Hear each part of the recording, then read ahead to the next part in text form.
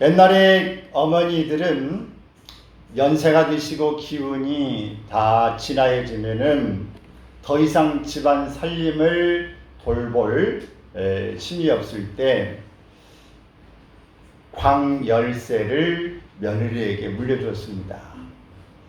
당시의 광에는 쌀이나 그 밖에 여러 가지 생활의 살림 보급품들이 거기에 다 들어있던 거죠.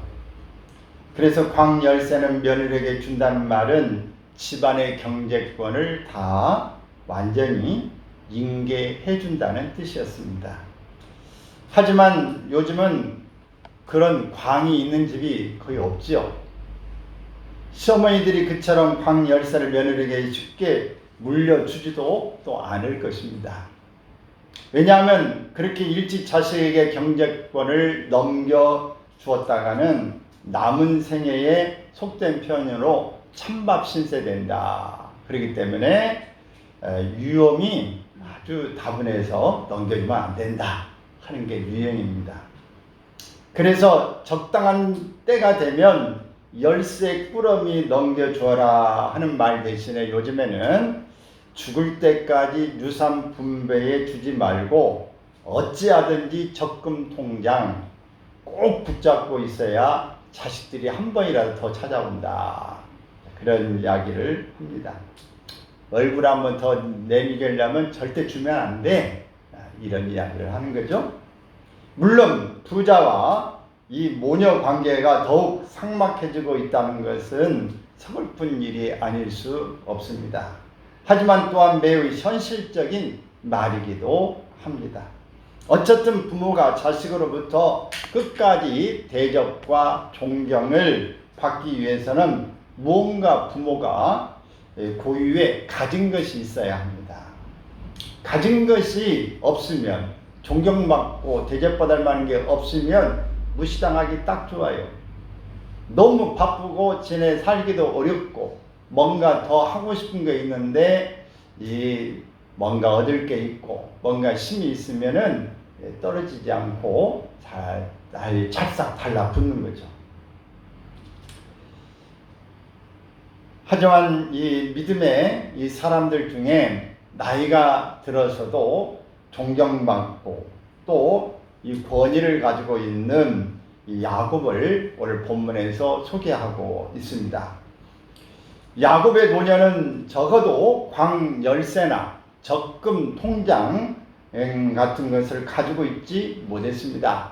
그것은 자식들 앞에서 부모 권위를 이제 지키는 그런 수단은 아니었습니다. 오히려 그는 그런 면에 있어서는 이미 자식들 앞에서 힘이 없어서 밖에 나가서 마음껏 일할 나이도 아니고 자식들은 다 커가지고 시집장가 가서 자녀들, 손자, 손녀를 이렇게 다 낳고 있는 그런 상황이다 보니까 힘으로 따져도 그렇고 또 잊어버렸다고 죽었다고 생각했던 요셉은 애굽의 총리가 되어서 모든 이 국가의 권력을 가지고 있던 이 사람이기 때문에 크게 배우면 이 야곱은 가진 게 없는 것이죠. 하지만 그는 자식들 앞에서 노년에 무력하거나 또 초라한 모습으로 살지 않았습니다. 그가 마지막 침상에서 이제 죽어갈 때까지 창창한 젊은 자식들 앞에서 오직 아버지만이 보여줄 수 있는 권위 또 영광이 가득 차 있었습니다.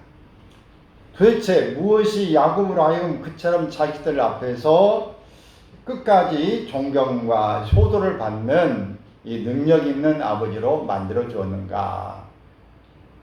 세 가지로 이 본문의 내용을 통해서 살펴보려고 합니다.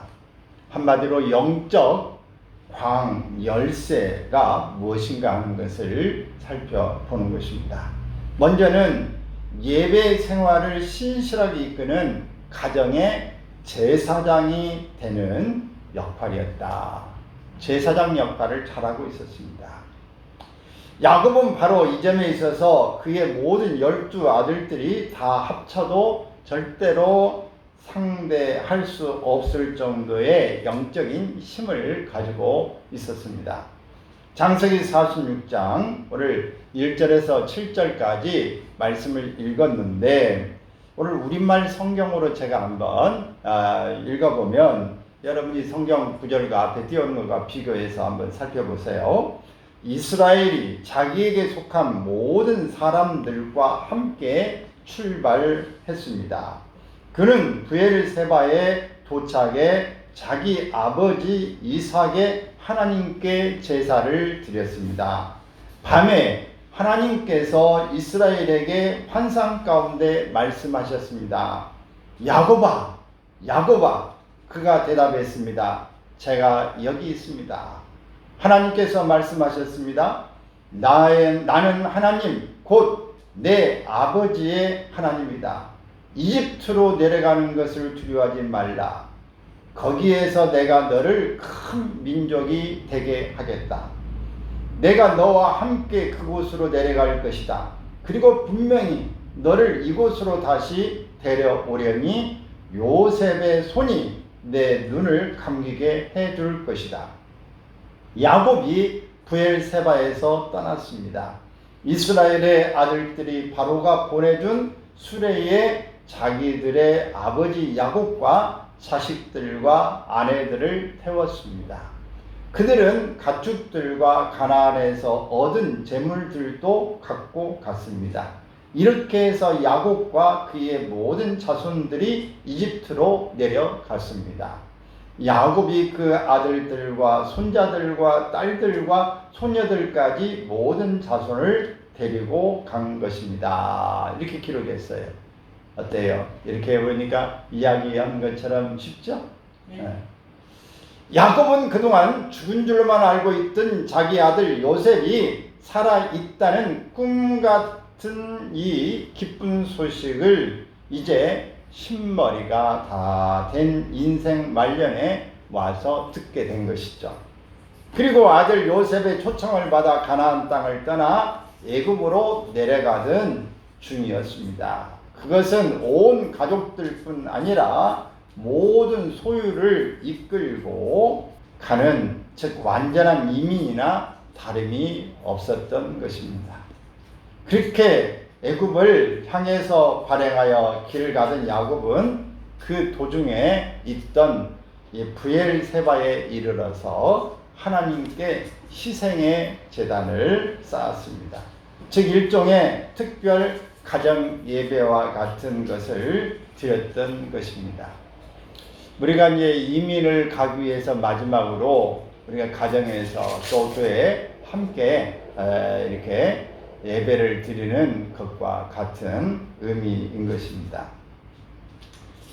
야곱은 집을 떠나기 전이나 애굽에 도착한 후에 하지 않고 유독 브엘세바란 곳에 도착했을 때 그런 특별 제사를 드렸던 이유가 무엇이었을까? 브엘세바는 가나안 땅의 최남단 지점에 해당됩니다. 그러니까 이 가나안 땅과 이제 애굽으로 가기 전에 이제 경계선에 있는 거예요. 여기 넘어가면 이제 가나안은 완전히 넘어간다. 이민이다. 완전히. 그러니 얼마나 마음에 여러 가지 그 아쉬움과 또 두려움과 이런 일이 있겠습니까? 즉 그 브엘세만 지나면 진짜로 내가 이제 애굽으로 넘어간다. 그럴 때에 흰머리가 날 때까지 조상들이 거기에 살았는데 오늘 내가 떠나는구나. 그럴 때 정말 마음에 여러 이 회한들이 이게 일어나는 것이죠. 야곱은 바로 그 점이 마음에 걸려서 아브라함의 이 하나님, 이삭의 하나님, 이 조부와 또 아버지가 살았던 이곳을 그는 이제 떠나가야 되는 것입니다. 영 마음이 편치 않은 것이죠. 그래서 그는 이 조부 아브라함은 바로 그 애굽으로 내려갔다가 하나님이 이 이스라고 하는 것에 있다가 이제 가뭄이 드니까 그곳으로 애굽으로 내려갔다가 자기 아내를 사례를 누이 동생이라 이렇게 이제 말하면서 참 어려운 위기, 왕의 궁전에 들어가는 그 위험천만한 일을 당했던 곳이기도 합니다.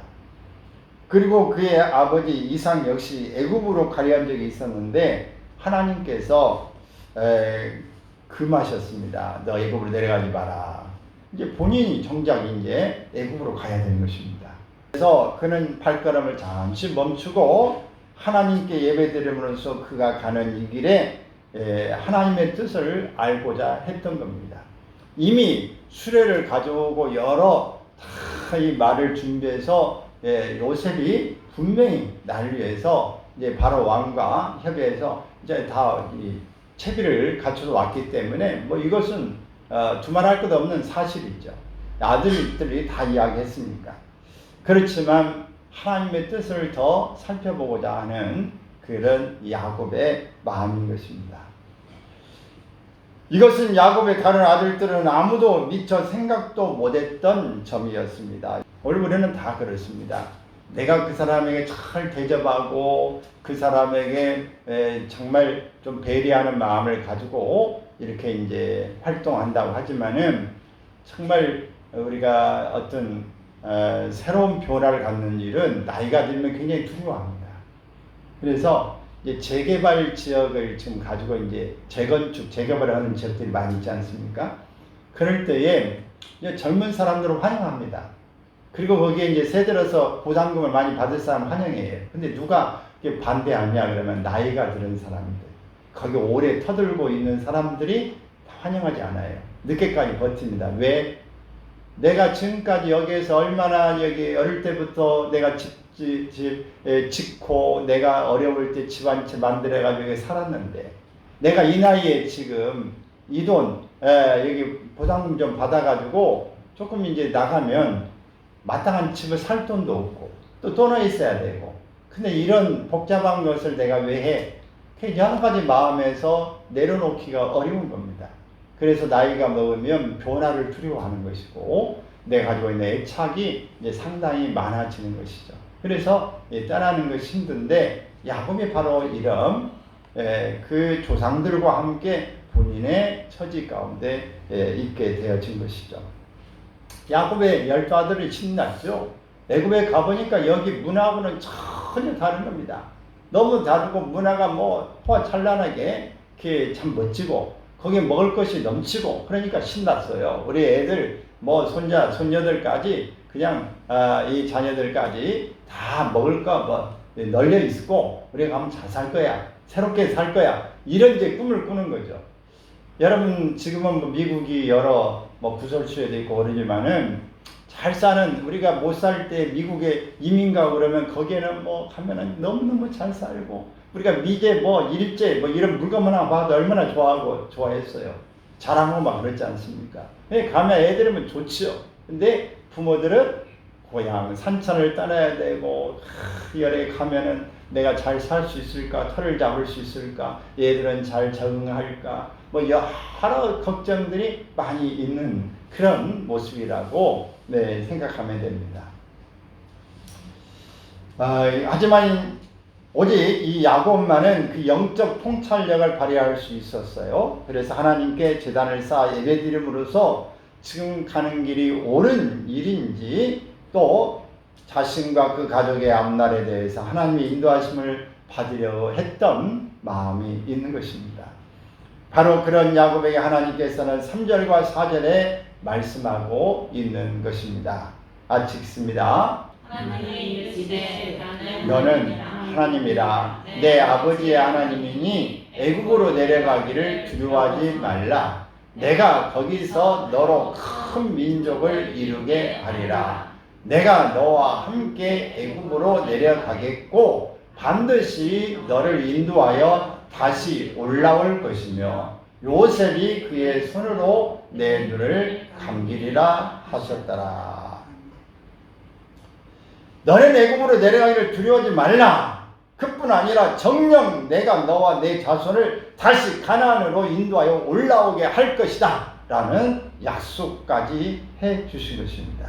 이처럼 야곱은 자신과 가족의 앞날이 결정되는 중요한 시점에서 하나님께 예배 드릴 줄 알았던 아버지였고, 그 결과 하나님의 뜻과 약속을 다시 한번 받을 수 있었다는 것입니다. 해놓고 보면 별것 아닌 것처럼 보일지 몰라도 적어도 아버지 야곱이 행하기까지는 다른 혈기왕성한 젊은 자식들로서는 아무도 생각지 못했던 일이었습니다. 오늘날 역시 자식들이 세상 물정에 밟고 사회를 적응하는 능력은 앞설지 몰라도 이처럼 하나님 아버지 앞에서 시시때때로 제단을 쌓고 그 하나님의 인도하심에 맡길 줄 아는 신앙에 있어서는 지극히 무지하고 무능력할 때가 많습니다. 오직 야곱과 같은 부모된 자는 바로 이 점에 있어서 자식들이 도무지 따라오지 못하는 귀중한 영적 리더십의 빛을 발할 수 있습니다. 자식들은 어디 가서 살면 돈 벌기 좋을까? 어느 곳에 집을 사두면 팔기 좋을까? 어느 학군이 자녀 교육하기에 좋을까? 이렇게 생각하는, 여기저기 돌아다니며 바쁘게 사는 그 모습을 봅니다. 우리 부모님들은 그럴 때마다 그런 자식들의 앞날을 위해 기도하고 그런 자식들의 판단을 위해서 성경 말씀으로 조언하고, 그런 자녀들로 하여금 어찌하든지 교회에 가까운 곳에 집을 준비해라. 그래서 교회 다니기 좋은데 가라.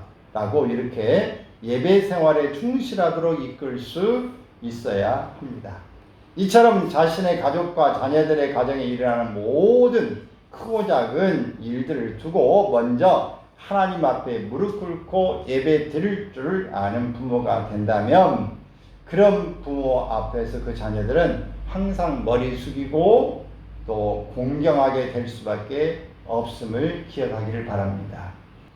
이 가정의 제사장으로서의 영권을 끝까지 지키고 발휘하는 부모님이야말로 이제 손에 쥔 것 없고 뭐 대단한 힘이 있어서 하지 못한다 할지라도 자녀들이 존경과 또 잘 대접하는 모습으로 나갈 줄로 믿습니다. 또 이 야곱이 그렇게 노년에 이르기까지 복된 삶을 살았던 이유는 사회생활에서 신자로서의 의연한 자세를 지키는 것이 노년의 부모가 보여주는 자세, 바로 모범입니다. 자식들은 우물쭈물하게 되는 불신 권력자나 부자 앞에서 조금도 주눅들지 않고 지극히 아주 당당하게 나설 수 있는 것이 또한 연로한 야곱이 애굽의 바로 앞에서 보여준 태도였습니다. 37장 7절부터 10절까지의 말씀의 기록을 보면은 요셉이 자기 아비 야곱을 인도하여 바로 앞에 서게 하니 야곱이 바로에게 축복하매 바로가 야곱에게 묻되 내 연세가 얼마뇨? 야곱이 바로에게 고하되 내 나그네 길의 세월이 130년이니이다. 나의 연세가 얼마 못되니 우리 조상의 나그네 길에 세월에 미치지 못하나 험악한 세월을 보낸나이다.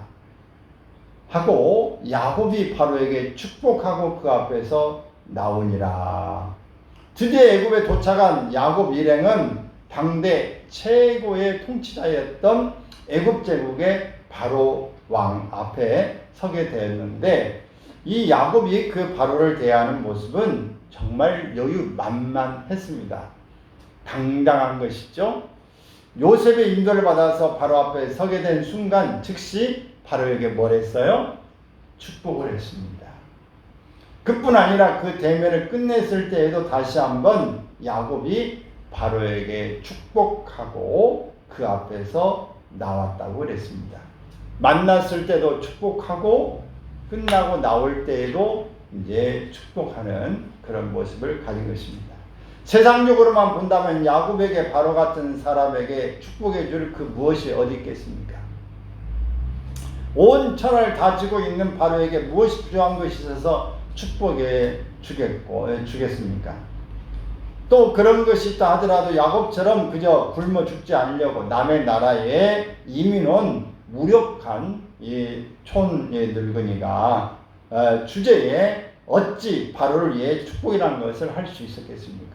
당당하게 자기가 지금 먹을 것이 없어서 내가 여기에 이 아들이 있기 때문에 여기 오기는 왔지만 나는 하나님의 사람으로서 지금 나이가 먹고 그랬는데 정말 하나님의 이름을 당신을 축복합니다.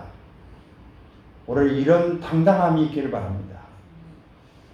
이런 모습을 자녀들에게 보여주는 것이 바로 사회생활에 있어서 당당한 부모의 모습으로 결코 꿀리지 않고 굴하지 않는 정말 모습이 좋다 하면 이럴 겁니다. 우리는 드라마나 이런 모습 볼 때에 자녀들이 부잣집의 딸과 또 이제 부잣집의 그 아들과 결혼할 때에 가난하고 보잘것 없으면 가서 막 꿀리고 힘들고 그러잖아요. 그래서 그게 막 여러 말을 해도 그걸 참아내고 견디고 또 부모도 그냥 딸 생각하고 아들 생각해서 그 앞에 그냥 엎드리고 이런 모습을 가지고 있잖아요.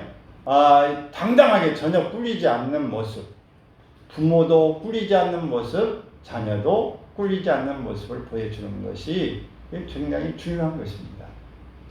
어떤 경우에도 우리가 내 스스로를 지킬 줄 알고 나그네 길로 지금까지 왔지만 험한 세월을 지내왔지만 하나님이 여기까지 지켜주셨고 나는 여전히 우리 조상들과 함께 지금 앞으로 하나님 앞에 갈 인생이지만 내게는 후회함이 없고 하나님은 나와 함께 하시고 나를 축복하셨다고 하는 이런 고백이 있어지길 바랍니다. 반면에 이 야곱의 아들 요셉은 그렇지 못했어요. 그 앞에 나오는 1절부터 6절의 말씀을 보면 요셉은 어떻게 하든지 바로를 잘 설득해서 자기 아버지 살기에 좋은 땅을 바로에게서 얻어내고자 온갖 사전 전략을 다 펼치고 있습니다. 애굽 사람들은 전통적으로 목축을 혐오한다는 것을 잘 알고 있던 요셉은 그런 애굽인들과 마찰을 일으키지 않고 자기 형제들이 그 생업인 목축에 동사함에 살 수 있도록 바로의 허락을 얻어내려고 온갖 머리를 짜낸 것이죠. 그래서 10명의 형들을 다 바로와 만나게 해주지 않고 형제들 가운데서 좀 몸집도 있고 말재주도 있고 뭔가 품위가 있다고 하는 형제들 5명만 딱 부릅니다. 그래가지고 바로 앞에 5명을 데리고 가요. 그래가지고 이제 바로와 대면할 때 어떤 땅을 원하느냐 그럴 때에 우리 요셉이 말한 대로 바로 애굽 사람과 충돌하지 않고 또 목축하기 좋은 땅 바로 고센 땅을 청구하게 되어지는 것이죠. 이렇게 물론 사람 요셉처럼 지혜가 필요합니다. 지혜가 필요하고 우리가 어떤 계획이 다 필요한 것이죠. 그러나 오늘 이 야곱은 아버지는 이런 계획이 아니라 당당함으로 그냥 거기에 가서 할 말 딱 하고 이렇게 취하는 믿음의 모습과 요셉은 믿음 이것보다는 먼저 지혜를 발휘해서 사는 것입니다. 여러분 두 가지가 다 필요할 줄로 믿습니다. 우리는 지혜로움을 가지고 나가되 당당하게 우리 하나님 앞에서 이렇게 살 수 있기를 바랍니다. 한평생을 하나님과 동행하며 살아온 영적 부모들만이 발휘할 수 있는 능력, 이것이 바로 각박한 사회생활 속에서 매일 쫓기면서 사는 자식들은 자연히 자기보다 더 높고 더 유력하고 더 돈 많은 사람을 대할 때는 비록 그가 불신자라 해도 아무래도 그 앞에서 주눅이 들게 마련입니다. 아니 부모라 할지라도 불신 부모들은 역시 꽃같은 이 자세를 보이기 시작합니다. 여러분 어떻습니까? 돈 많고 힘 있는 불신자 앞에서 여러분 기가 죽어가지고 할 말 못하고 이렇게 굽신굽신합니까? 아니면 당당합니까? 어떠세요? 당당하세요? 네. 여러분 당당할 수 있기를 바랍니다. 불신자 앞에서 힘 있는 사람 앞에서도 당당하길 바라요. 물론 A 범죄를 벗어난다든지 무시한다 이런 제사를 가라는 게 아니고 우리가 할 일은 딱 하고 지혜롭게 또 A 범주할 건 하되 그러나 그 앞에서 당당하지 못하는 하나님의 사람으로 하나님의 자녀로서의 모습을 여러분 꿀리는 모습으로 살지 않기를 바랍니다. 하나님이 보고 계시고 우리는 누구다? 하나님의 자녀잖아요. 근데 하나님 보시는 앞에 하나님의 자녀인데 불신자 앞에서 좀 심는 삶에서 그냥 기가 죽어가지고 주눅 들어서 할 말도 못하고 그냥 얼굴도 못 쳐다보고 이렇게 하고 살면 어떻겠어요? 부모가 볼 때 속상해 죽을 지경이죠. 보면 누가 앞에서 그냥 기도 못 피고 얼굴도 못 쳐다보고 소리도 크게 못 내고 이렇게 사는 거 보면 얼마나 속상해요. 하나님이 보실 때에 속상하는 모습이 되지 않기를 바랍니다. 하나님 백을 가지고 당당히 나갈 때에 하나님 지켜주실 줄로 믿습니다. 여러분 우리가 좀 심있고 좀 어려운 상황이지만 옆방에 지금 부모님이 딱 계셔. 야, 나 여기 있으니까 절대 너 겁먹지 말고 당당하게 말할 거야. 알았지? 이 옆에 심 있는 사람이라든지 선생님이 옆에 딱 옆방에 있고 너 힘들면 내 살짝 와. 내가 다 힘들고 그리고 여기 있으니까 절대 기죽지 마. 여러분 다면 어떻게 했어요? 우리가 당당해지겠죠. 하나님 우리와 함께 하시고 우리 하나님 지켜보고 계신다는 것을 잊지 않으시기를 바랍니다. 할렐루야. 아이고 저 사람은 교회도 안 다니고 저 사람은 그냥 대충 사는데 저렇게 부자고 힘 있는데 나는 뭐야? 이런 신세 타령하지 말고 우리 하나님 앞에서 여러분들이 내 모양 이 모양 이 꼴이라고 하는 이런 한탄에서 살지 않고 의연하게 여러분 하나님 앞에서 그냥 여러분 당당한 모습으로 나는 하나님 자리다. 나는 예수님 자리다. 나는 지금도 하나님이 나와 함께 하신다. 이런 배짱으로 사시기를 바랍니다. 또 이 야곱은 축복 생활을 어떻게 누릴 수 있는지를 전수해 주는 것이 노년에 부모가 남겨줘야 될 유산인 것입니다. 야곱이 그의 마지막 침상에서까지 저희들 앞에서 발휘해 보였던 정말 멋있는 아버지의 면모, 바로 49장 1절 2절을 보면은 이렇게 이야기합니다. 야곱이 그 아들들을 불러 이르되 너희는 모이라. 너희의 후일에 당할 일을 내가 너희에게 이르리라. 너희는 모여 들으라. 야곱의 아들들아 너희 아비 이스라엘에게 들을지어다. 또 33절에 있는 말씀을 보면은 야곱이 아들들에게 명하기를 마치고 그 발을 침상에 거두고 기운이 지나여 그 열조에게로 돌아갔더라 라고 말했어요. 여러분 우리가 이 야곱의 마지막 축복 기도라고 말하는데 사실은 이 12명에 대한 기도하는 거 보면 축복 기도가 아닌 게 많아요. 축복 기도는 조금 몇 사람에 불과하고 나머지는 축복 기도의 내용이 아닙니다. 첫 번째 큰아들이 누벤이거든요. 누벤에 대해서는 이렇게 했어요. 그가 비록 야곱의 장자요 기력의 시작이기는 했지만 그 아비의 침상을 더럽힌 일, 즉 그가 아버지 야곱의 첩이었던 비라와 간음했던 일을 꾸짖고 있습니다. 아무런 축복이 아니라 잘못한 것을 꾸짖고 있는 마지막 기도예요. 두 번째, 이 아들은 바로 시므온과 네입니다.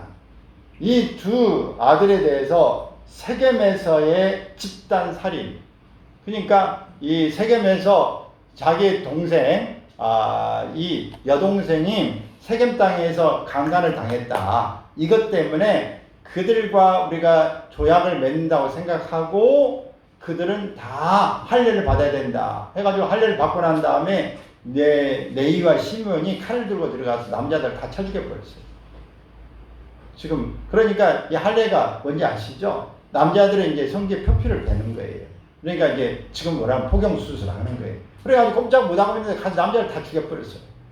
잔인하. 그래서 그 사람들 다 포로로 가져오고 재물을 다 뽑고 빼앗는 그런 일을 한 것입니다. 그래서 이 야곱이 두 아들에 대해서 집단 살인에 저지른 것을 책망했습니다. 축복기도 같지 않죠? 누번도 그렇고 시몬 네이도 다 이런 내용이에요.